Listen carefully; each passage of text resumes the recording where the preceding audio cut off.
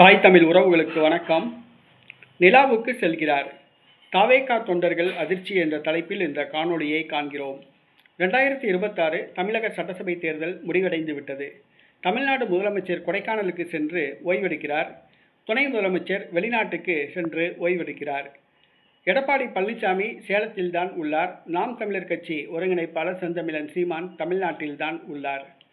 ஆனால் தமிழக வெற்றி கழக தலைவர் நடிகர் விஜய் அவர்கள் வாக்கு எண்ணிக்கை நடைபெறும் மே 4ஆம் தேதி அவர் வெளிநாடு செல்ல திட்டமிட்டுள்ளார்.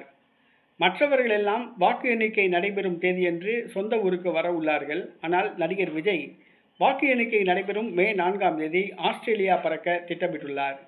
இது குறித்து ஆதவ் அர்ஜுனாவிடம் கேட்டபோது, மே 4ஆம் தேதி விஜய் ஆஸ்திரேலியா செல்லவில்லை என்று கூறிவிட்டு கோபத்துடன் அவர் நிலாவுக்கு செல்கிறார் என்று கூறினார். இது பத்திரிகையாளர்கள் மத்தியில் சிரிப்பலையை ஏற்படுத்தியது. நடிகர் விஜய் ஆஸ்திரேலியாவுக்கு செல்கிறார் என்பது வதந்தி என்று தெரிவித்துள்ளார். அவர் ஆஸ்திரேலியா செல்ல விமானத்தை புக் செய்துள்ளதாக கூறப்படுகிறது. தேர்தல் முடிவுகள் தமிழக வெற்றி கழகத்துக்கு சாதகமாக வந்தால் அவர் தமிழ்நாட்டில் இருப்பார்.